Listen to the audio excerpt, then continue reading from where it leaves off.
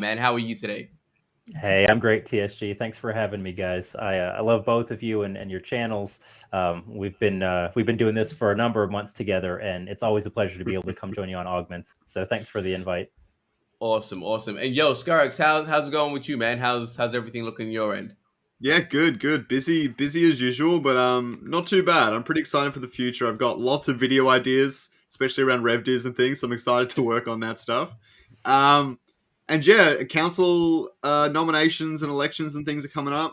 That's pretty exciting. I put through my nomination. Annie's put through his and stuff as well. But there's a lot of really awesome candidates, and I'm just really excited to see blind voting shake out. I have no idea what's going to happen. Maybe Mm. it bodes poorly for me. I have no idea. But it doesn't matter. I think it's more fair. I think it's interesting, and I Yeah, just I just can't wait to see the results. Maybe yeah, there's like 20 people that are really close together. I don't know. yeah. They're obviously gonna at the end of it, they're gonna actually reveal the results in its entirety, right? That's what I'm assuming. Um, that's probably the only way to do it. So it will be cool to kind of see at the end of it, once everyone has voted, what the results are and where everyone stands. I think. Yeah, it'll be fascinating. It'll be fascinating. Now that we're not influenced by others. If that is like revealed publicly at the end, it will be very interesting to see. And yeah, on that, like obviously both of you guys are running, so let's hope this podcast can be a little battleground for you guys, where you guys can just cuss each other out, just take each other down, Yeah, destroy each other's reputation, and I can be the instigator. I'm very okay with that. yeah, we Um, know you'd be okay with that, TSG. I don't anticipate that's going to happen today. I'm yo, not really and, much of a Have you fireball have you thrower. seen Annie's arms? They're like tree trunks. TSG. Why are you yeah. doing this? And once you guys take each other down, I'll put my name in the ring and be like, oh yeah, I volunteer. I volunteer. But all right, yo, there's so much to talk about today, guys. Yeah, there's just so much. So before we get into any of that stuff, Annie, I think most of our community already knows you, but just a quick intro of who you are, what you do in the space, and your relationship with Illuvium. Um, yeah, I'll kind of leave that with you, and we'll start getting to the heavy stuff. Yeah, happy to. So, my name's Animositas. I'm the founder of the Annie Knows YouTube content creation channel. And in there, I really focus on a lot of up and coming Web3 games. So, I would say that I'm a content creator kind of on the side. And most of my work is spent really researching, advising, learning from, and working in quite a number of projects. So, I've got I would say a handful of infrastructure projects, and then probably a couple dozen Web3 games that I'm heavily involved in. And so, really, from an Illuvium standpoint, I would have to say Illuvium was kind of my first love in Web3 gaming. And when I was researching the space last year, a lot of different projects were things that I looked at, and I landed pretty early on, to be honest, in my journey with Illuvium was the horse that I wanted to start backing. And after a little while, it took some more research to figure out kind of how I wanted to do that. I've been in the community ever since. I think you can go back and look. My first few videos were all Illuvium focused. It's still the project that I think has the biggest vision and the earliest path to succeed in terms of mainstream adoption. So being able to run for the council is super exciting for me. I've got a lot of really great community members and friends that have encouraged me to run. And so pleased to put my name in the ring. ScoreX, excited for you as well. Both of you guys have been key parts of my Illuvium journey along the way. So yeah, just thanks for having me here with the family. Oh yeah, What are you don't typing? Yeah, no. don't comment as me, Skyrox. Don't do that. Oh crap, I forgot. Sorry. Force of habit. Anyways, yeah, no, it's been awesome having you, Annie, and like I'm starting to see you as like the puppet master that are like because you have your hands so deep in so many projects that you could be like weaving all the webs and everything to get them to all be really interoperable and everything. It's a really interesting position you put yourself into, and no, I love watching all of your content. I love everything you do in the space. So yeah, it's been awesome. And I had you on the land sale live stream pretty early on too, and that Hmm. was pretty awesome as well. Just getting everyone together, having a chat. And it's funny you say that I've been an early part of your Illuvium journey is because like lately in the past month or two, I've been seeing a lot of those messages. Like I watched Scoriox's videos first or second, or I watched him early on and stuff like that. And it didn't really happen in my first 6-7 months in being creator. But after about a year, it's just all of a sudden, people remember the first videos of mine and how bad they were and everything. It's really funny.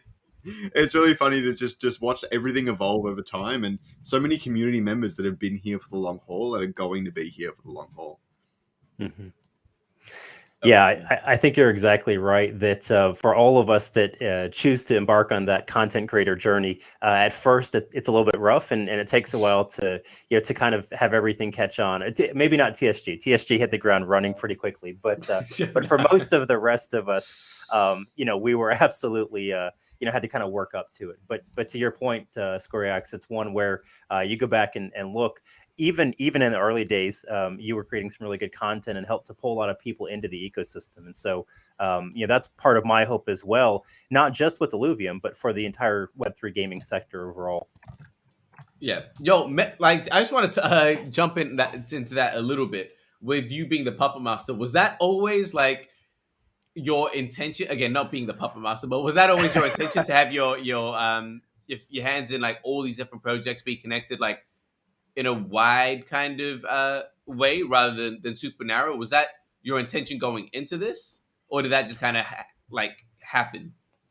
Yeah, so yes and no. So I'm not so sure I'm comfortable with the puppet master concept, but I would say more more a firm believer in just the entire space and the ethos of Web3, especially as it applies to gaming. I am maybe like a weaving a spider web, right? So my goal is actually helping to connect and bring together a lot of, again, the partners, whether you're talking about investors, the founders and builders of these projects, the community across these different projects and platforms. So that has always been an area and an approach that I've taken, whether in my professional career, my personal career. It's helping to bring people together and draw those connections. And so I always knew that I wanted to do that, whether it was within guilds, within individual projects.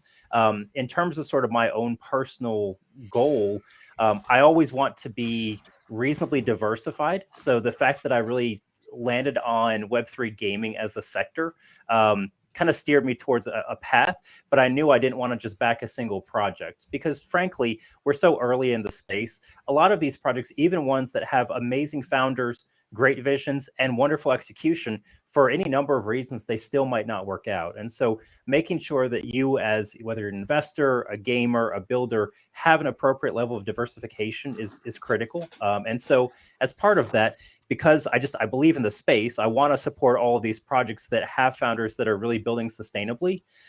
And I want to also be able to be involved in dozens of projects because not all of them are going to succeed. It kind of gives me a better chance to to be a player in the long term in the sector. Yeah, no, absolutely. And this is why it's a good idea that you're running for council, because you do have that long kind of term vision, which I think is very, very much needed. All right, so let's jump into the questions, man. The first one is a bit of a hot one, and it's related to the title of the video. Is Illuvium in trouble? So we've seen recently with just the markets and everything, there's a lot going on, but very recently the finances of Illuvium have actually been a hot topic in the community. What's your take on the conversation that's happening right now? What are you seeing that's being discussed, and where do you stand on those things? Yeah, so it's a hot topic, and for good reason. Unless you've been living under a rock for the last 2 or 3 years, you know how volatile crypto is as an industry. And anyone that knows startups knows that making sure you have appropriate finances in order is the most critical aspect. In fact, I shared this on my sort of intro to the council run video that I put out. Making sure you don't run out of money is the first and most important rule of a startup. And so I think it's always a fair question, especially with the market conditions as they are. I will say, I think to a large extent, the community is missing the mark as far as the details, though, here. So I've seen a lot of dialogue, and I'm not opposed to any of it, around the compensation structure for the council members. I've seen a lot of dialogue about, let's just go ahead and sell something now. Let's roll something in. But I think that kind of misses the point. So if you understand business and costs, the entire council compensation package, roughly 0.5% of the equity in Illuvium over an annualized period, right? So talking about, I mean, you can slash it to zero, that's fine, but what are you going to do about the other 99.5% of the costs? And more importantly, what are you going to do new stream, which is really what we should be focused on in the first place. And so not that I'm, I would say I've been involved in the governance V2 discussions, and in that, I've supported, evaluating the overall comp structure for the council. But I think it's an easy kind of scapegoat to point at. But I mean, I don't hear anyone saying, well, how much is Roger or Ben or Rich or even UTSG making from the project? But I don't think that's a fair, that's the important question we need to be asking, right? I think we need to be looking more at what is the overall income and revenue streams. And yes, it's the responsibility of the team and Kieran and Aaron and Grant and the rest to make sure that they are managing the burn rate appropriately. But saying, we need to focus so much of this time in writing IAPs around council compensation structures to save a few $1,000s a year that's not going to move the needle in terms of runway time for the project. We've got to look at bigger topics around, drawing in income to the overall ecosystem. I think it's a topic that gets caught up. I think it's misdirected. The problem isn't really the compensation structure. The problem is the transparency of their role and what they do. And it's just not clearly defined, not for the regular community member at least. And then it gets caught up in all the pay infrastructure, I think. Mm-hmm. Yeah. And so what do you guys think? Because like we've heard things about they can't be overtly like, I don't even know how to word this, but like overtly transparent with finances due to legal reasons and things like that. But it is something that we are like, it is a DAO and it is on the blockchain. So we do need that, like a level of transparency. So how do you think we actually manage that? Like, cause that's the thing is like, we need to follow the law obviously and do that. But also it's a very, like we're in a space where the slogan is verify, don't trust. So how do you think we maneuver that? And like, how do you think it's going to affect the community if we continue down this path of like, or how do we amend that relationship with the community is a better question to ask, I'd say. What do you think, Annie?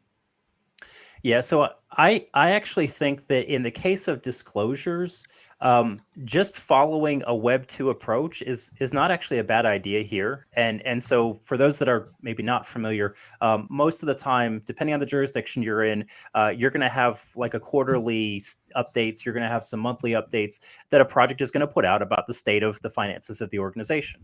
I think that sort of an approach is fair. This allows companies to still engage in meaningful business development, confidential projects and expenditures, capital expenditures, M&A activities, and so on, without losing their competitive advantage, but while also being transparent to the investors and the community. And so I think that's a fair approach to take. I would like to see something like that put in place. And overall, I think as a project, we should be more focused on what are ways that we can continue to generate revenue. Let's expand the overall pie as opposed to trying to reduce the outflow. I mean, that's important, but I don't think that's the most important thing right now, given how far along in the development life cycle we are. Yeah, that's a very good take. That is a very good take. I think the next thing we want to speak about is Annie sent us a document. Now, I'm not quite sure where this came from. I think it was an email to all the Star Atlas people and investors and things like that. And the email basically detailed to Star Atlas investors that they had a large sum of their treasury on FTX. For how long or why isn't quite sure. But what was written in there, and I'm pretty sure this is from the official team, so correct me if I'm wrong, Annie. But what was From written Magna, in there is that they were also had them in low yield, no risk investments, right? They had them in like that, like Binance has one, Binance Earn or whatever. You earn 5% annually on whatever you put in there and stuff. That screams to me as pure greed. Honestly, I'm not a fan of this, mostly because there were the lack of transparency around it. But the serious greed from a company like Star Atlas, which I still think of as very, very greedy to begin with, to try and get 5% on their vault just because they can, seems out of line. And I'm not happy that the project is going to struggle now with Solana and FTX, given they had a lot of their funds there. And I hope all the community is safe and everyone's doing all right, especially those that were impacted by the entire FTX thing. But what do you think about companies putting assets in low yield investments? That it seems overly greedy to me, and it's actually quite similar to what Sam Freed or whatever was doing. I mean, CBF, yeah, it's not that SBF. far off. Yeah, so I think obviously in hindsight for the project, they've got all the regrets that it wasn't a low risk investment, and pretty much that's kind of dancing on graves at this time. What I would say is you do see this a lot in crypto in general, and it's a mistake where a lot of these players begin to, I think, get in over their skis a little bit, and they miscalculate the beta on these types of activities, and so their risk profile is not correct. And so they'll say, well, we'll get 5%, it's guaranteed, there's zero risk, 99.9%, that it's going to be fine, and so we could do this for 1,000 years, and only once is it actually going to fail. That those calculations are not correct. It's just not. And this is especially true of CeFi exchanges. And we've seen this time and time again. It's actually not the DeFi protocols, because in general, they have full transparency on chain of the assets that they're managing. These are instead the centralized finance protocols that we've seen that have begun failing this year. And so in general, I don't really have a problem with someone earning interest on their funds, whatever the industry is. But you always need to do your due diligence in terms of the actual risk that you're taking, right? So if you're getting a premium that is higher than the going interest rate, you are not having the same risk as someone who is getting a premium that is equal to the prevailing interest rate in the market at large. Mm-hmm. And so if someone ever tells you otherwise, they're trying to sell you something, and they may not be your friend. So you need to be really cautious about that. And so my heart goes out to anyone that was impacted by this FTX crisis. And then, there's a lot of secondary impacts, and we've seen some on Solana. Again, Star Atlas is one that we just learned about today, so still digesting it. I would say just, the responsibility of the founders for these projects is to make sure that they are being cautious with the funds that they have available to them. It's fine to be in crypto. We're an inherently risky asset class, though, and so keeping your treasury in crypto in some meaningful way is not something I would advise at all. It's too volatile to do that with your runway.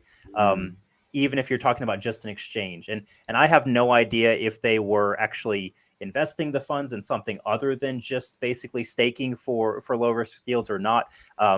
We may never know. I'm sure at some point it'll probably come out. But in general, you should probably have your funds in a vault if you're planning to have a runway for a year or two for a development project, in a normal bank. Yeah. Yeah, I think it's crazy. And this is one of the things that I brought up previously with Star Atlas as well. Like, honestly, I want them to succeed, just because I think the idea of what they're building is good. But just like I mentioned previously before, I just think there was way too many breakpoints, and we're kind of just seeing them happen now, right? In regards to, it's taking for them, it's going to take, they claim 5 to 7. Let's round it up to 10 years to actually come out with the game. They had a better runway that's been wiped to like half now. So I believe that they've got less than a year of runway right now for a game that's going to take 7 to 10 years to make. Like, how they're going to kind of maneuver this situation and kind of keep everyone, like the community, happy and satisfied is beyond me. I'm not saying it's impossible, but it's not an easy task. That they've got like a steep hill to climb, and the fact that they're on Solana with the like constant shutdowns and things like that. It's a less than ideal position to be in, is what I'll say. And my heart does go out to all of the community, everyone there. I hope that they kind of pick up the pieces and find a way to recover, but not an ideal situation. And I agree, Annie, especially in today's market, you need to be as risk adverse as possible in a risky asset class as we are. This is not the time to be taking excessive risks doing stuff like that. I agree completely. So Oh, yeah. Just quickly, Annie, you know Web3 better than anyone, really. In general, Web3, GameFi, and the rest of it.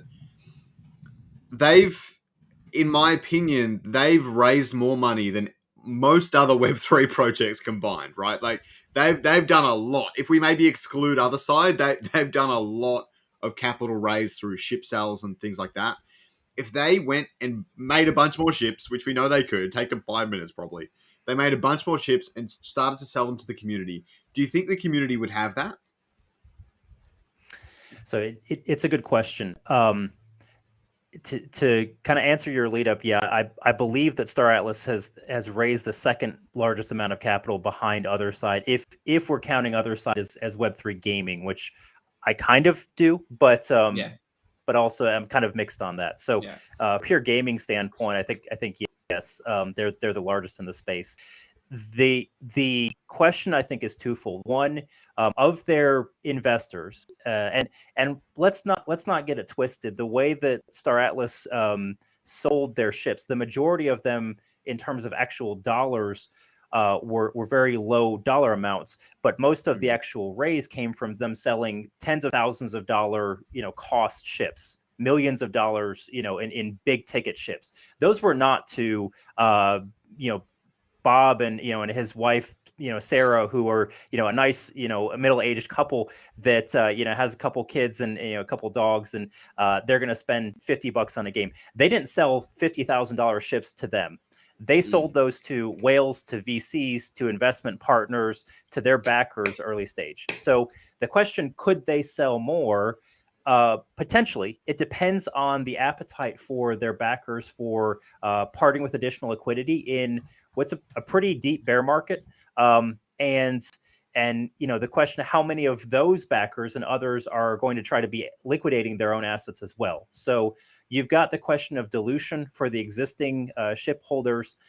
You also have folks that are going to start to ask questions both on the team and in the community about the overall decision making of the project, because it's a pretty big miss. I don't think that it's necessarily a death knell for the project. I think that there are ways around it, but there are at this point bad and worse options to try and dig yourself out of that kind of a hole. And so obviously you never want to be there. If you are, though, the question is, what can you do to actually survive and find your way out of it? Additional sales is a possibility. And so maybe it's a good point. We can talk about Illuvium, because we're not in that type of a situation right now, but we are talking about potential capital raises, potential additional revenue opportunities. So I think it's a fair question for any project in the space that's building through this kind of a market.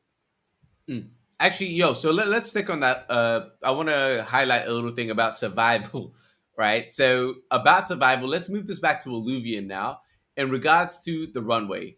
So again, we've mentioned that there is being conversations around the runway. What options do you think that we have moving forward to actually extend the runway beyond the end of next year? What kind of revenue streams are you looking at? Are you kind of perceiving that we're going to have up and running by that time, end of next year? And by the way, none of this is financial advice, guys. Obviously, we're just having a conversation. Yeah, for sure. So I see several sources. I mean, if we're talking the end of next year, I would expect that we have all three of the main the main titles within the Illuvium ecosystem out and running, and we should be seeing income from each of those. From a revenue standpoint, in the short to midterm, though, let me say next 3 to 6 months. A couple ideas. So the first one, and I haven't raised this yet. I've been trying to work through some of the numbers before I brought it up, but I'll share it with you guys and our community here. I think that we could take the Illuvium Zero platform, and I haven't seen anything beyond the normal leaks that anyone else has, so I don't have any alpha specifically here. But I think if we were to implement some of the blueprints that we know is part of the structure as a rare limited time feature that ran during the alpha, and let's say that we built a season or a league's worth of runtime for the Illuvium Zero land plots. And we said, okay, you get a month or a month and a half or 2 months to capture all of the blueprints that you can within Illuvium Zero. And they're going to be a single runtime you're never going to be able to capture those blueprints again. And at the end, we're wiping your land, and we're going to do another league, a month and a half later, and so on. And along the way, we allow people to buy speed ups to build their land faster, which we already know is microtransactions that are going to be part of the game anyhow. So assuming we have that built, why don't we release that now? And you can create an additional revenue stream in the short term. Again, I don't know exactly when we're going to see Illuvium Zero launch, but something like that where you could do, you're not selling anything additional from a land plot standpoint, but you can bring in some revenue, right? And so a quick back of the envelope calculation I did, if you were to do that for a 6-month window, I suspect that you could extend the runway of the team by about a month, right? And so something like that, I think would be a good opportunity to bring in additional revenue, as opposed to just saying, well, let's try and reduce the amount that we're spending. I think you want to start looking at the revenue side with the amount of products that we've got already fully developed now. Yeah. I think Illuvatars and merch are two really big ones as well, especially Illuvatars. There's some discussion. We still don't quite know how long they will last for, but I think of them more like trading cards and anything else. And I'd like to see large set times. Even with the Pokemon trading card at the moment, because I collect them a bit, they're doing like 3-month sets for their trading cards. And Illuvatar is obviously a different kettle of fish, but like you could extend it quite a bit, and 3 months is not a long time to collect a set. Isn't Pokemon 1 year per set? I don't know. There's been like 3 this year. I know Magic the Gathering is every 3 to 4 months. Every quarter is Magic the Gathering. And then I was under the impression that Pokemon was 1 year. But actually, Lost Origins, Tempest, and Pokemon Go have all come out this year. And I think there was Brilliant Radiance, or whatever it's called at the start, Astral Radiance at the start of the year. They're pretty frequent. Right. Interesting. That's news to me. But all right. I'll throw this to you guys. We didn't prep this question. I just want to throw this to you guys because obviously I am on the marketing team, and this is something that we are discussing internally, and I'd love to get the feedback from everyone here as well. But ideally, and chat as well, so with Illuvatars, and I agree with you, Annie, right? The reason I'm sticking on this is because I believe that, again, we should be focusing on looking on actual like revenue streams and building on that rather than actually cutting back, because that's what's actually going to be helping us with the runway. So with Illuvatars, understanding that the market for NFTs has dropped considerably since its peak, and right now with Illuvatars, we are still going to be, the target audience is still Web3 gaming, crypto, NFT audience. So that audience is less interested, but that is still the target audience. We're not going to be reaching out, I won't say we're not going to, but the plan isn't necessarily to be reaching out to Web2 and everything. The reason I say that is because ETH is still going to be required to buy it. We're not going to have a fiat way to buy it, potentially, which means that inherently means we're targeting crypto people. With that being the case, and knowing that crypto people are in the NFT side, the speculation side of things, and it's not just a collectible thing like it would be for Web2, what is an adequate time frame that you guys would think for a product like that and the target audience that we are marketing to?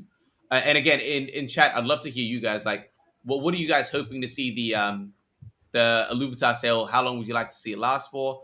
And we do have set 2 straight on the back of that. So would you like it to be the same length? But what do you guys think? And again, guys in chat, let me know because I'm very interested to see what you guys say. But what do you think, Annie? Based on that information, what would you like to see Illuvatars as? And in regards to the runway, what is the time frame? How long do you think we should have the Illuvatars set 1 available to maximize that revenue for the runway? Yeah, so I think the first point here is you want to make sure that whatever structure you're starting with is a good one to have for the long term. So it doesn't, of course you can change, right? If you can say for season 1, the Genesis version, we're doing X, season 2, we're going to change it up. But you inherently create expectations among the community if you participate in season 1 that season 2 is going to look fairly similar. And if it's not, then a lot of other things might need to change. So I would ask the question, I know we're all focused on extending the runway and short term. And again, I know that's important. I'm the one that led off my statements here today with making sure you don't run out of money, but you want to create a sustainable structure. And so I think the way to do that is to say, what in the long term, when we're launching Illuvitar version 15, what are we going to want to be doing with the community? And so I think you have a relatively limited run. It shouldn't be so short that people are afraid if I'm traveling for a couple days, I can't get my Illuvitars. I think you want kind of a season or league's worth of time duration in there. Probably you're going to want it to correspond with some of the major tournaments of Illuvium in the arena when those are coming out. And so you're going to want to have an Illuvium season 2 that corresponds with, the tournament, of the arena season 2. And so I would think that's somewhere between a 2 to a 4 month cycle time between sets. The amount of time that you would keep them available, I don't know exactly, but I would say a month to 2 months, something in there. You want to give people enough time. A month feels pretty good to me, that there's a sense of urgency that people can't just I'll wait and get that 6 months from now. You want there to be a little bit of a reason to buy it now before it goes away. But you also want to make sure that people don't feel like you're trying to scam them or to rush something in that like, I have to FOMO in or I'm going to miss the whole thing, because that just creates resentment in the long term, right? And so having a large enough window that people feel confident, I think is the right way to approach it. I agree. I have a solution that I have been thinking about. Here's how you do it, and you make everybody happy. I'm telling you right now, you make everybody happy. Impossible. Right? Not impossible. This is how you do it. You have your batch of Illuvitar, say there's 15, or let's say there's 30, right? The problem you have is people want to buy them over time, and the other problem you have is there's like 7 million combinations or whatever it's going to be, and you guys bet I'm going to make a video on this, right?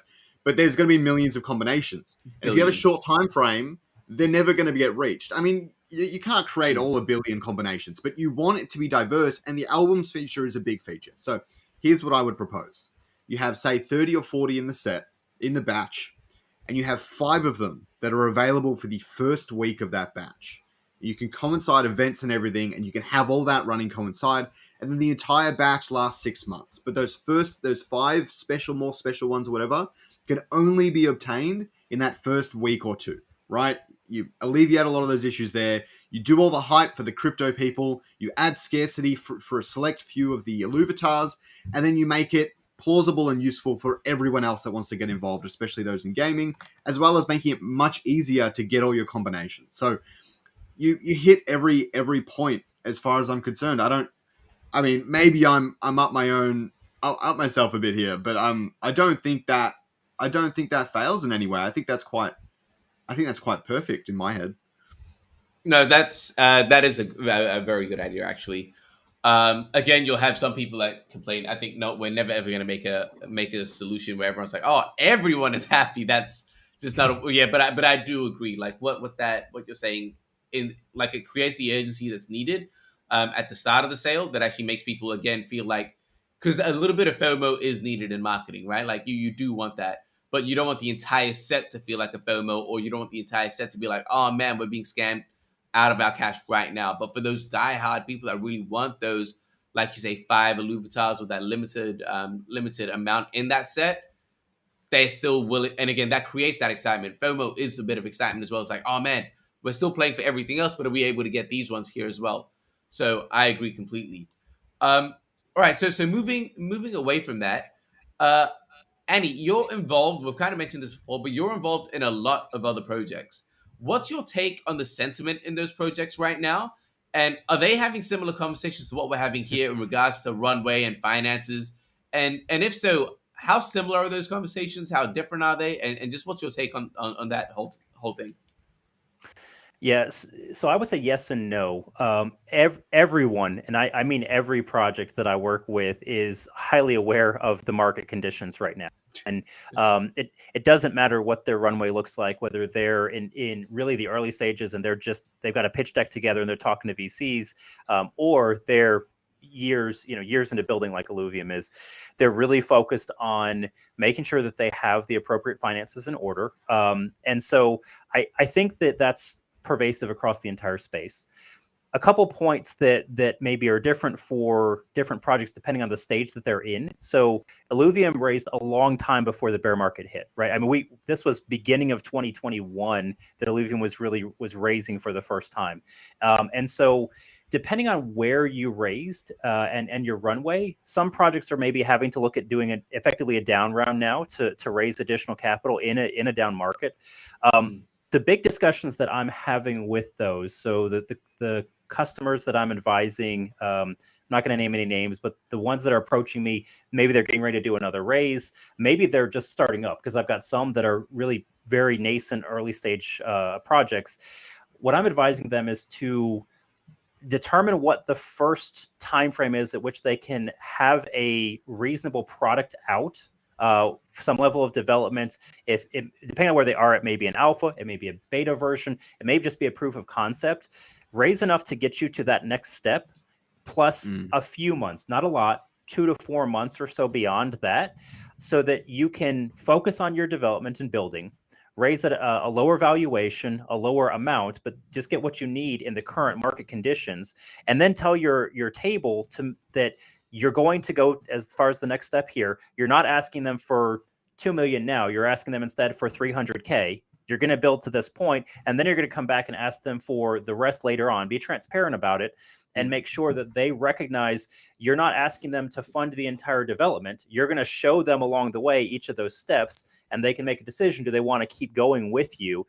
That also ensures that when the market does turn around, you're never going to be that far from sort of your next raise. And you also don't have to put all of your time and attention into raising from those projects while you're really trying to build out a solution. That's why giving yourself those extra few months of runway are really critical on the back end. So these are the kind of discussions that I'm having with a lot of other builders in the space.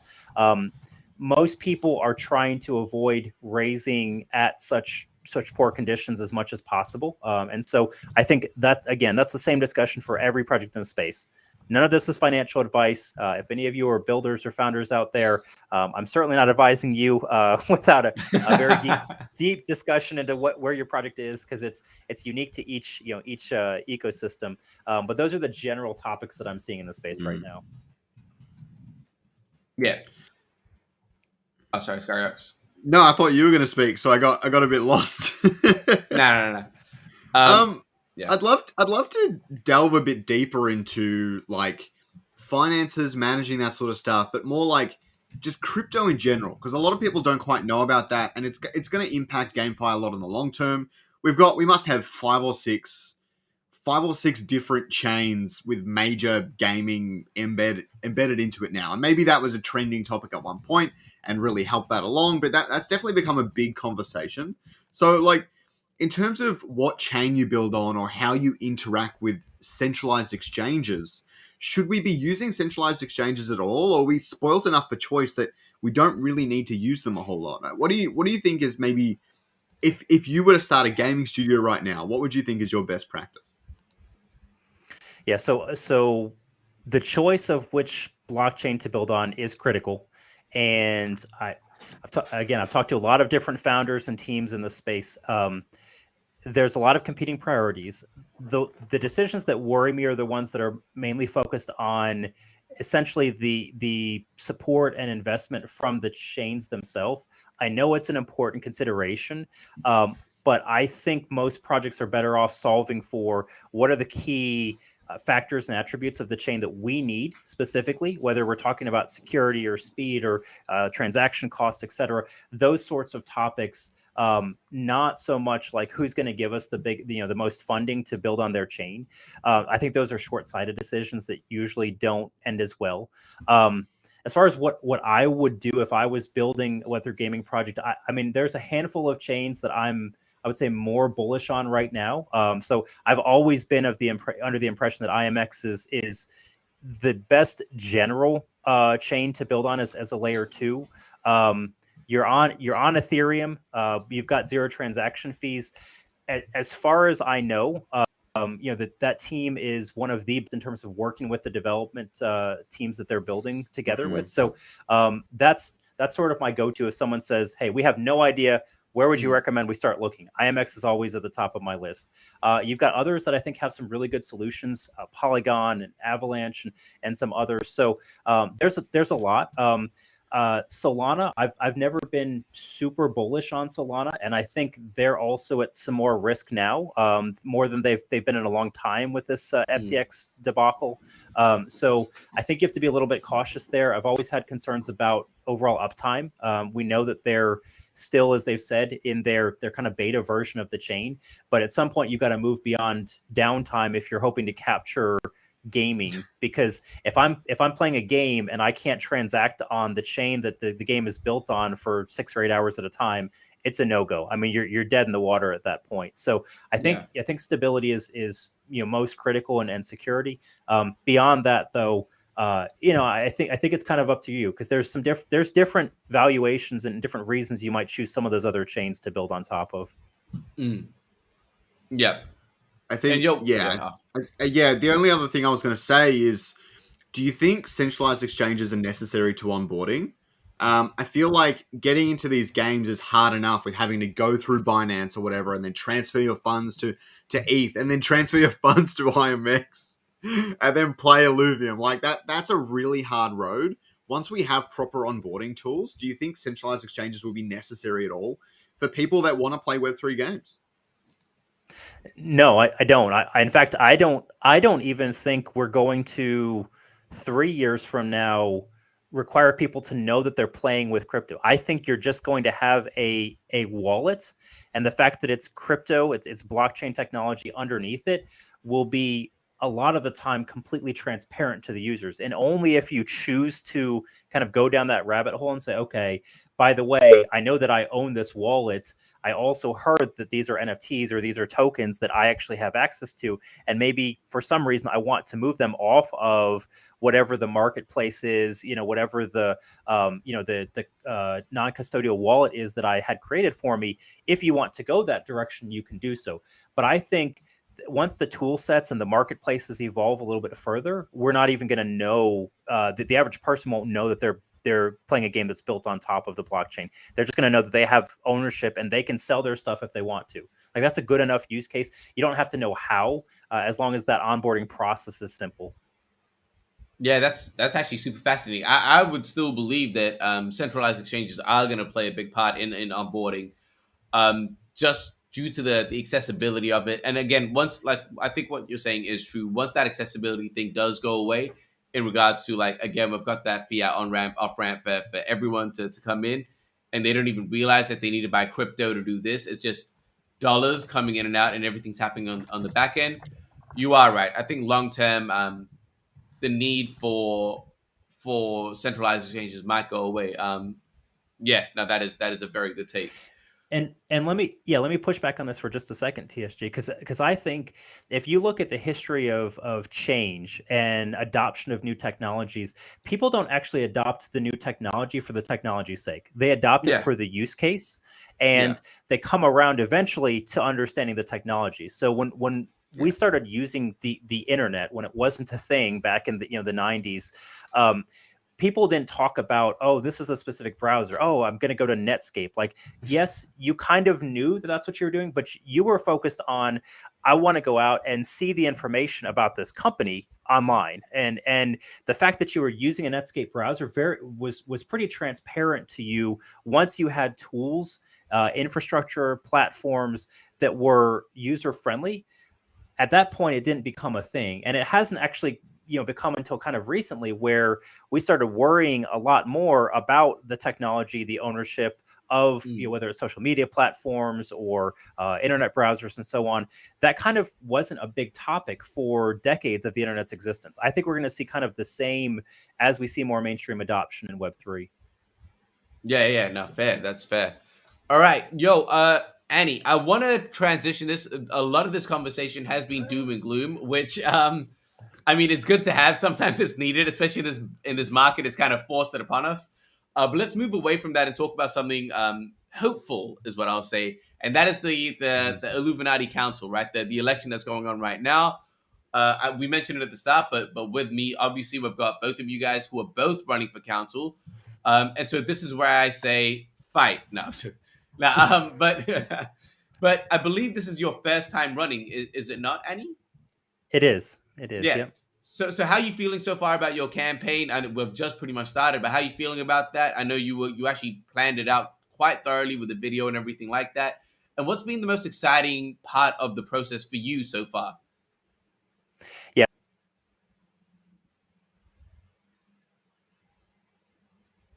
Yo, is he bugging out? Yeah, he's gone for me too. All right, cool. Well, yo, Annie, you're gone, so I'm gonna take you off the screen. You can come in and load back in. Scarx, what about you, man? Let's throw the same question to you, right?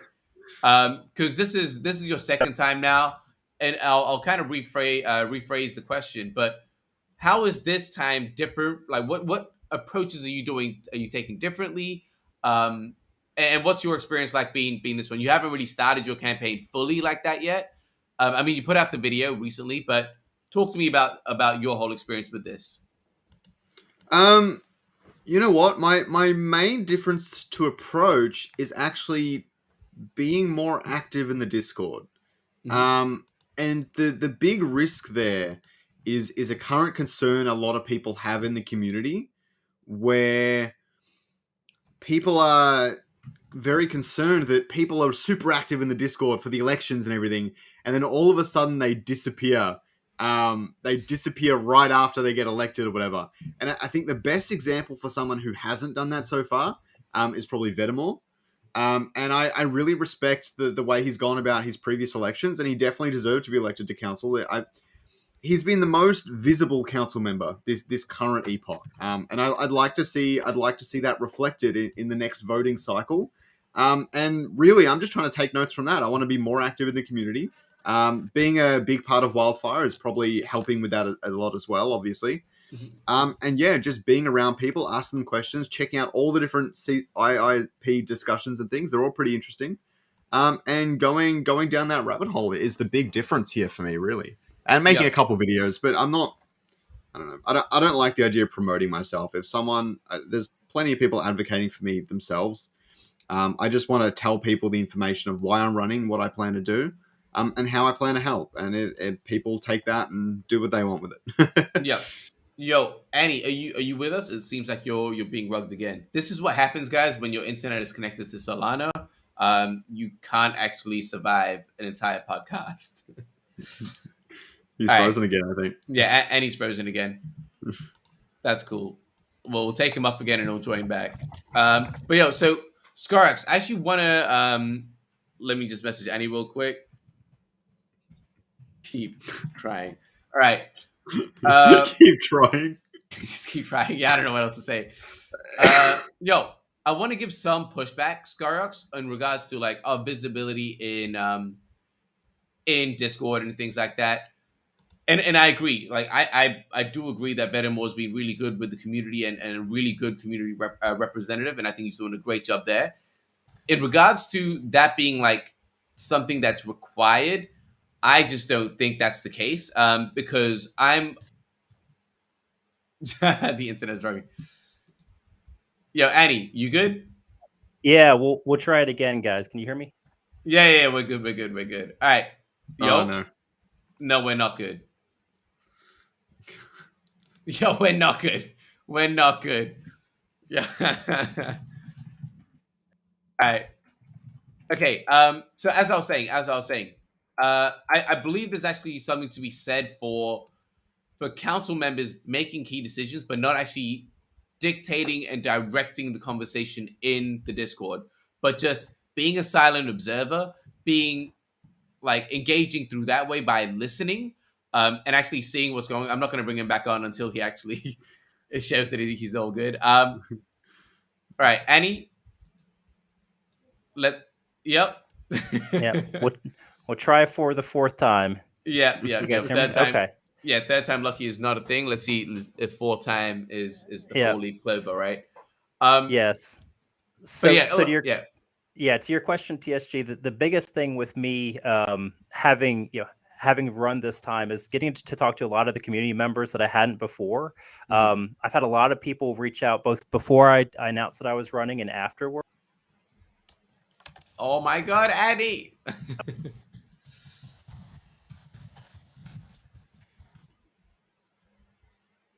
Nah, Annie is rough, fam. I don't know what's going on. Yo, I swear, guys, I think this is conspiracy. I think Skyrox is I rugged. didn't. He said I didn't. He was the one that said Yeah, and I think you forced him to say that. I think this is a hostage situation right now. We're experiencing this live. But yeah, what are your thoughts on what I was saying, Skyrox, in regards to not having to be like in the conversation, but listening to it and actually gauging that community sentiment, because I think that's just as valuable than actually kind of like being representing the community. And again, I understand that there are times that the council members are going to need to have that input and say, "Yo, guys, what you're saying is wrong. This is what's actually going on." But sometimes it is good to kind of listen more than speak. That's just my take. And again, this is not a shot at Venimo. I think what he's doing is great. But in regards to like, let's just say if I was a council member, that's what I would say. And I would hate to be misjudged as, oh, you're not participating, so you don't care about what's going on. I think that's an unfair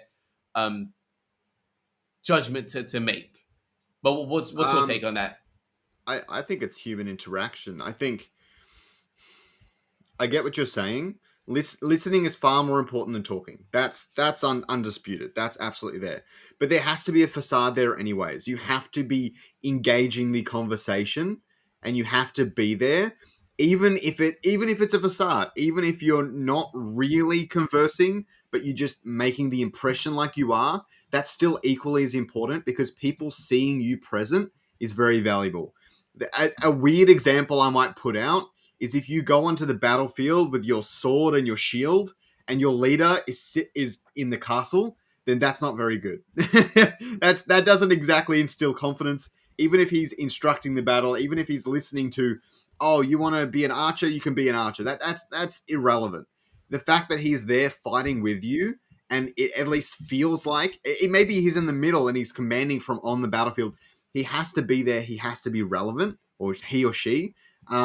There's a certain human interaction there that it's like, oh yeah, even if it's fake, they're just like, yeah, they're there, they're talking. I like seeing them here. I like knowing that I'm heard. If you speak, and even if they do actions that might make it seem like you're heard, them just telling you, yes, I hear you, thanks for that feedback, is enough, right? Just knowing that you're heard is just as valuable, almost as valuable as them hearing you in the first place. Yeah, it's just that simple. Yeah, I mean, I see where you're coming from. I'm personally, like, to me, honestly, like, cutting through that, it sounds like you say, even though it's not as like impactful, it has an effect. To me, that sounds performative. And I mean that's fine. Like, I get it. I don't think that should be a prerequisite or a requirement. I think like if you do have a council member that believes that that's what the direction that they want to play it, cool. But I don't think we should use that to judge the other ones that don't do that. What if we had no dev blogs? What if we never ever had a dev blog? That is the equivalent to what I'm hearing you say right now. But how so? There's two parts of the conversation. The community saying stuff, when, all that sort of stuff, and the dev blog answering some of those questions. Yeah. And just talking back to the community. Yeah. I think there has to be some communication, whether it's in the Discord or otherwise, but something. There has to be something. Yeah. And I'm not saying like just be silent. I'm definitely not saying that. But I mean, in regards to like, you don't need to be. I don't think you need to be active every day and being like participating in conversations. Like the dev blog. If you come in once or twice a month and actually put in some useful and insightful insight into the conversation, it shows that you've been paying attention. It shows you know what's going on, and it shows that you still are there. I think that's enough. But to expect them to kind of come in consistently, you guys need to be a part of every conversation. You guys need to be around and engage. I think that's just unrealistic and honestly performative. Yeah, I think there's 6 to 12 ways you can do it. There's so many ways. Yeah. But currently, the only one that's really been visible to me has been Vetemore, has been the main one. But what I'm saying is the others haven't really been visible. They haven't been doing that other ways, whether it's a newsletter or whatever else. I don't know. I mean, there's lots of ways to have that conversation, and it isn't necessarily being in the Discord every day. No, I agree. Yeah. But there are lots of ways to do it. And yeah, maybe I just haven't been around the Discord enough to notice. I don't know. Yeah, and that's something again like Daraji, and we'll throw it back to you, Annie, in a sec. But that's something like where Daraji isn't as superly seen on in Discord, but the benefits and the value he brings behind the scenes is massive. And when he does come in to have a conversation, he brings in a lot of value there as well. So that's where I mean, it's like Yeah. Venomore and Daraji are very different in their approach, but I think that both is valuable. I mean, we're never going to say everyone's just as valuable, but they both bring in a lot of value to the conversation, is what I'm trying to say. Annie, we're going to throw it back to you now. Let's see how it goes. Yeah, I think I should be better now. So apologize for that. And I did get a chance to jump on and listen. I think the important consideration that our community needs to think about is the difference between the responsibilities of a council member versus a moderator versus a community manager, and making sure not to conflate those different roles, because they are very different. And let me give you an example. If I get someone who is serving on the board of directors for my organization, and I find out that they're spending 60% of their time that they're working on in my company talking to customers about what the customer wants, I'm going to fire them, because that's not their job. That's not their role. They should stay connected to their customers, but their responsibility is not to be out there talking to customers. The same thing for a CEO. If a CEO is out there talking to customers every day as the majority of their time, I don't want them, because that's not their responsibility. If they're not doing their job, then that means no one else is. So making sure that we have that balance. It doesn't mean that council members should never engage with the community at all. They should. In fact, I think that it should be very transparent. When someone submits an IIP as a council member, in my mind, they should have their name attached to it in the same way that they're going to, as a legislator, put forward a bill. They're going to sign it and say, this is from me. This is my belief for what our community needs, whether it's a state, local, federal government. Same thing with an IAP. When someone votes on it, they should have to give a reason why. Here's what I took into account, lay out the premises that they were operating from, and communicate back to the community.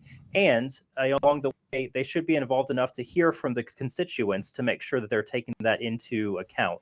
But I think conflating Discord activity with council member effectiveness is a very big mistake, because you're taking something that's easy to measure and see and conflating that with being effective in the role. Man, you just articulated exactly what I was trying to say. Yeah. Those are my thoughts as well. But I think ultimately it boils down to having a diverse council, which is really the goal. Yeah. Which is harder to do with blind voting, so that's going to be fascinating too. Yeah, blind voting is definitely going to add a whole layer. Yeah, let me say too, I know it's not technically possible without basically us building our own voting system. I personally favor the sort of slate voting, where if you've got five council spots in this instance, you get to vote for your top five, and then everyone gets one vote. You can do like a weighted version. I don't think that's really necessary. I think that'll all kind of come out in the wash, but that would be my preference. I know that kind of takes development time away from the game to implement that. So I would say for me, that's not the main priority, but I do think that's a good one for us to aspire to. Couldn't agree more. Yeah. I agree. And I know Pedro is in talks about making something like that happen for next election and things like that. I agree. I think one vote is not a good reflection of what the community actually wants. But yeah, I don't know if you want to go back to answering that previous question of your experience of this campaign and what you're excited about, or are you happy to move on? I feel like we should give you that chance to answer that. Yeah, it's really been to interact with the community in ways that I hadn't before. So I was honestly surprised. I wasn't expecting it, but once I announced that I was running, I had a number of people approach me in Discord, DM me, and reach out and say, hey, I appreciate your running. They asked me some questions on different positions, which I really appreciate. We have a very thoughtful community. I know it's easy to sometimes see the negative elements when you're just in Discord general chat, but we got a lot of people that have a lot of good ideas, a lot of knowledge about what's going on in the space, and they just want to see council members that reflect them, that are able to bring out the best elements in the project. So that was really cool, and I really hope that whether I'm elected or not, that I have that opportunity to keep working with a lot of these folks in the community that I just didn't really interact with before, that I have since I announced my run. Yo, fucking Venomore. Yeah, all right. So what I'll throw to you, Annie, is and actually I'll throw this to both of you guys. Fuck it. If you guys get elected, what would your number one priority be? Like your top priority? I'll first throw it to Annie, and then we can go Skyrox. Okay. Yeah. So my number one priority is the financial sustainability of the project, because without that, you don't have anything else. Um, I think the gameplay, the marketing, the in-game economies, all those can be adjusted and will be over time. But the number one thing, frankly, is we do have to make sure the project can build successfully, to last us well beyond the end of next year, so that we're not having to talk about additional capital raises and really taking focus away from the development of the game.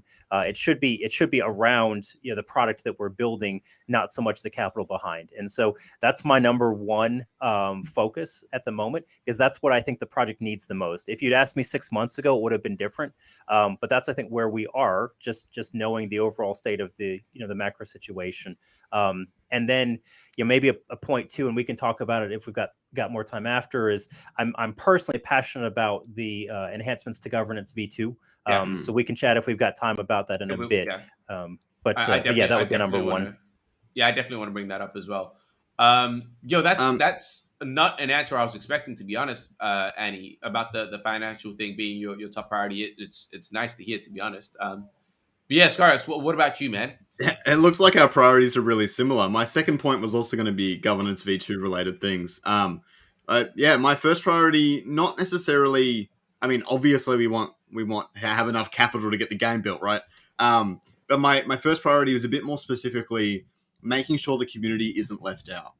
That's something that I'm always afraid of, and I see lots of projects do it, and it does irk me. And I know the community has been very vocal about making sure that every time anyone says the word capital raise, the community is, can I get a shot? I've been here early, so on and so forth. I want to make sure that the early investors and those that have been here for the long haul already get rewarded if necessary. Depending on what is decided on, how we go about it, what we do to push forward. My top priority is making sure the community is not left out of that decision making. And I think the Illuvium team is already on the right track. I think the Forge was doing a really good job of that, even though it was misunderstood and misinterpreted very early on, and that was hard to come back from. I think those are very good things, and I want to just make sure the community is involved. That's all. Yeah, no, and that's fair. I think Skarx, you've got a really good handle on that too. This is one of the pieces that I love about our community. Even though there's a lot of great candidates that are running, I don't know the exact count. TSG, you might know, we're in 15, 20 different people.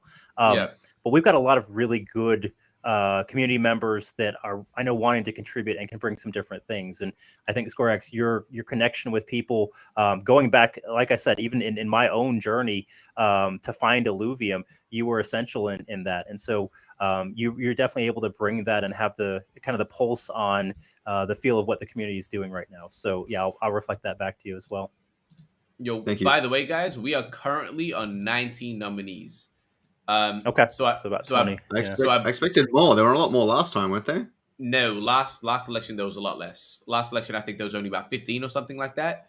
So we've got more already. I think last election was a tough one just because there were such big names, and even now I'm actually surprised.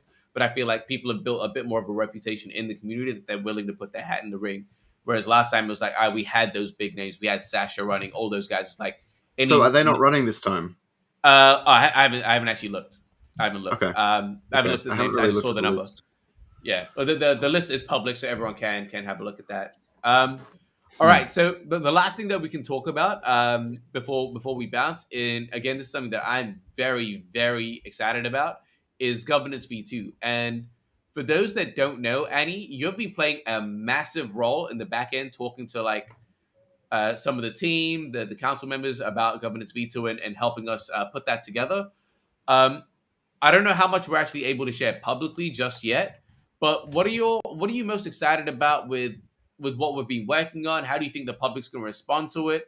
And what do you think they're going to take away from Governance V2 with what we've got so far? And this isn't set in stone. Things could change. But I think we've built off, I think I can say this publicly, I think we've built off your ECG model and we've really kind of built on that. But what's your take on all of that? How do you feel about the whole process and everything like that? Yeah, I think it's definitely been a passion project of mine ever since Kieran and I talked about this in one of the AMAs.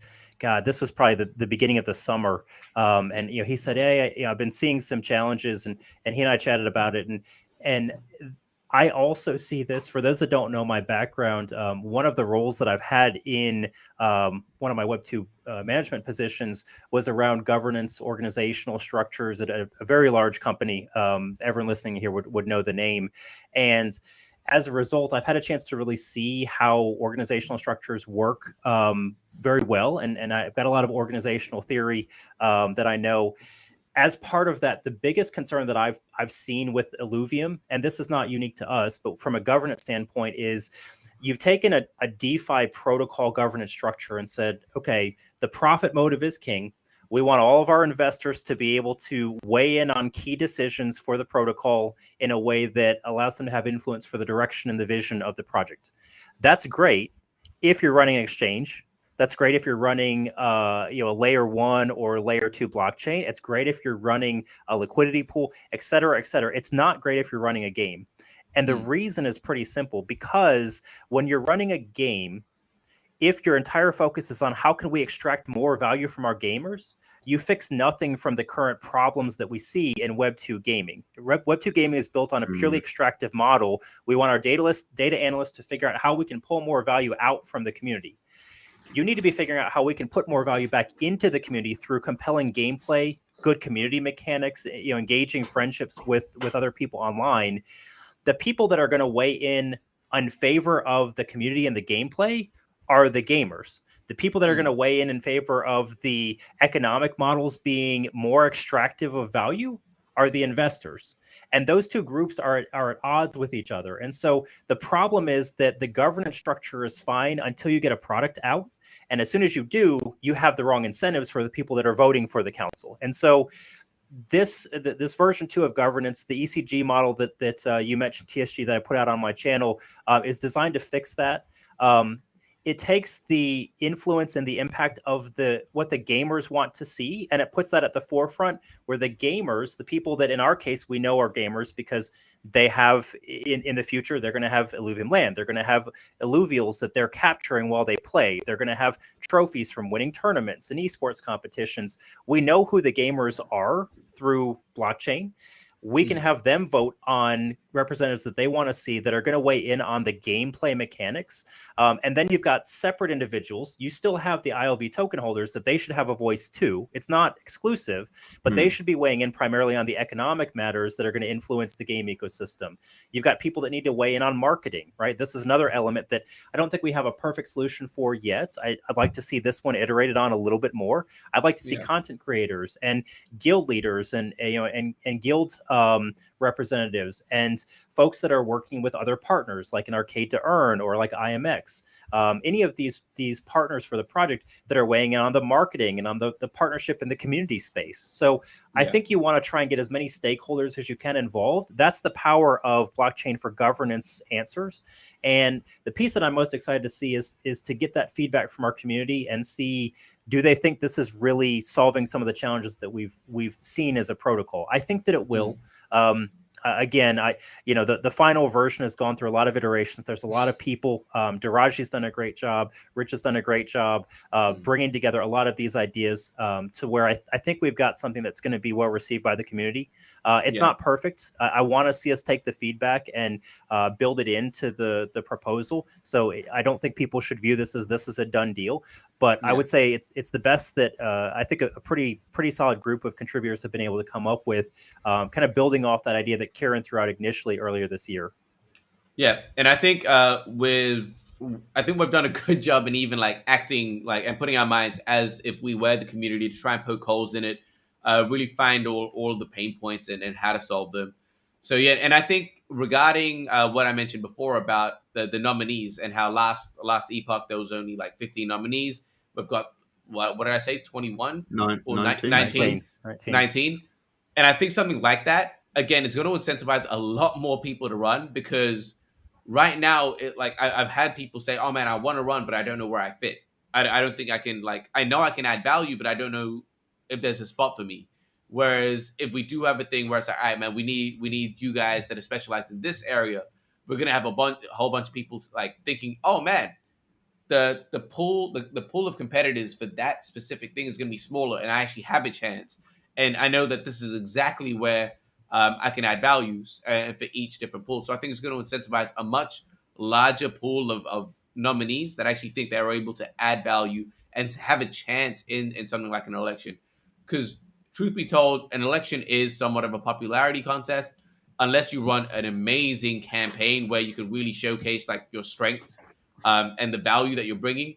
It's pretty much, are you well known? Do we think that you're trustworthy? Cool, let's vote for you. So I think something like that is actually going to incentivize people to believe that they actually have a chance, which they do. It's not just an assumption, but like they do have a chance. And I think it's a more fair way of doing it. And it's going to bring out the best of the DAO. Yeah. Yeah, Scarf, yeah, yeah. I know a lot of people. Yeah, come to me as well. They're like, "Should I run?" I'm like, I always say yes. I always say No, yes. no one's a stranger to that. I see it a little bit similar to kind of like my content. It was a similar thing. People came to you was like, "Oh, should I make YouTube content?" Answer's always Yes. yes. Even if Yeah. even if you fail, you learnt something and you can do it again next time. The missed opportunity, I feel like, if you look at risk to reward, like anything else, the missed opportunity is you got to wait 6 months to do that opportunity again. And maybe you're going to get it on your 10th try. And I mean, it doesn't take that much to put in a Yeah. little bit of effort to nominate yourself and all the rest of it. Yeah. Like it's something you can't miss. And It's I just want to add a little bit on that, Scarus, before I yeah. throw it back to you. But yeah, like exactly in regards to like the reward of it. So like again, look at it logically. Right now, for those who want to nominate but they haven't, right now you're not a council member. If you nominate yourself and you don't get it, nothing in your life has changed for the negative. Like you're still not a council member. Nothing has changed. But the upside is one, you could be a council member. Two, you get into conversations with people that are potentially running for council members. You may become friends with people that become council members. You get into debates and things like that where you're able to showcase yourself. You get a bit more of a following in the community. You actually get a bit more of a standing. You bring up some really good points. Maybe you're not as popular, but people start to respect you in regards to like the way you talk about things are well thought out. Like there's way more upside. This guy wants to vote for the day. but but yeah, like there are a lot of upsides. Like a perfect example that I use is Zeptile. Like no one knew who Zeptile was in the first election. No one knew him at all. And after that, he like we joke about it all the time. But it's like yeah, like no one knew who he was. And after that first election, he started to build a bit of a name for himself because of the way that he handled himself through that. He didn't get the role, but he built that reputation and got involved with the right people through that experience. So, and again, like, and to expect that you're going to reach your goal first time is, I wouldn't say unlikely, but again, let's be logical. It's the chances aren't great. But what you do is you start to take those steps. So I definitely agree. Don't be afraid to try, because like I said, like you're not losing anything apart from like the time you put in. But I think that the benefits outweigh the time that you put in. But like nothing in your life is going to go downhill. Like you're not a council member. You're not going to become less of a council member. Like your reality stays the same. Is what I'm trying to say. Sorry, Sparks, I cut you off, but I thought that was an important thing to kind of just put out there. No, that's all good. I actually had one other question that's a bit bizarre, but something that's been on my mind because I mean it's probably better in DMs. But I was just gonna ask the sub council stuff. Obviously, I don't know the full details of how they work and everything. But I've never ever believed in working for free. I do wonder if is the council pay structure going to be restructured, especially in regards to sub councils? Are they going to be paid? Like I wonder because I know even the mods, Illuvium does pay them and everything, or at least the higher up ones and things like that. I'm just curious. The mods get paid. The mods get Yeah, paid. yeah. I'm just curious on what happens there. Maybe that'll inspire some people who think they don't have a chance now, but they will later. I don't know. Yeah, it will be restructured. I don't know how much we can go into it, but it will be slightly restructured. Is what I'll say. Yeah. But they will be paid, I assume. Yeah, I think most if not all. Yeah, I'll say most if not all. I'll say that. Okay. Yeah, I was just curious. I was just something that's on my mind. Yeah, absolutely. All right, cool. We've gone well over the hour mark. Annie, is there anything else you kind of want to add on in this topic, or are we good to wrap this up? No, I mean, I would echo the sentiment that you guys both voiced as far as encouraging people. Honestly, if we go back, a little bit over a year ago, I was just discovering Web3 gaming as an industry, and certainly not everyone's in a position where they can or want to spend as much time as I have, really, getting up to speed on the entire industry and the sector. And not everyone has the same goals, right? But I do think if you're out there and you're still listening, you, for whatever reason, are probably a little bit crazy, but in a good way. You're still here in the middle of a really dire bear market.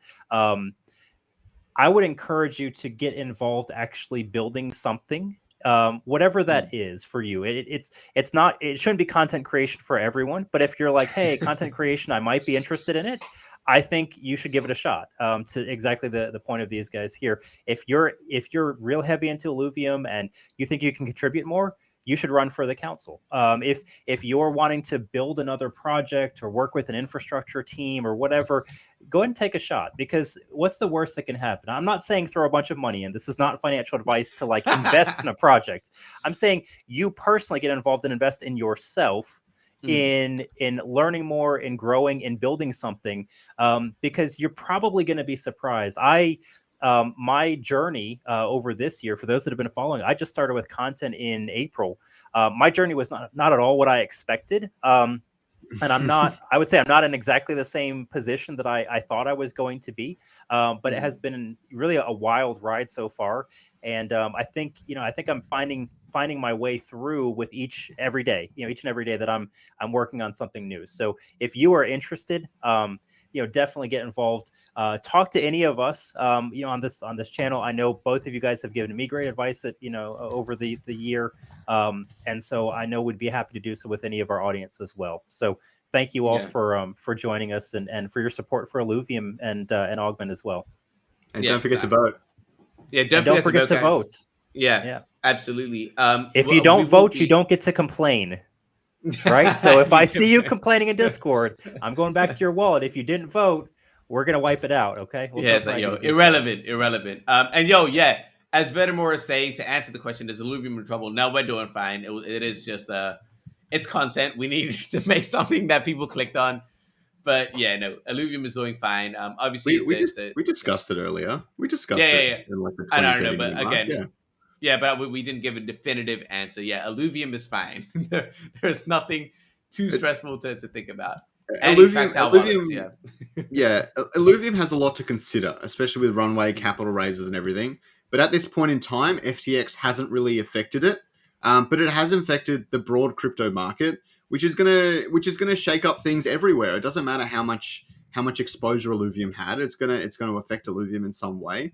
Obviously, the ILV token will be impacted, which will affect Illuvium. So if there's a much deeper crash and the ILV token goes even lower, they should be safe. That's the answer we're looking for. They should still be safe, but it's certainly not a good thing. Yeah. So with that, guys, again, Annie, appreciate you.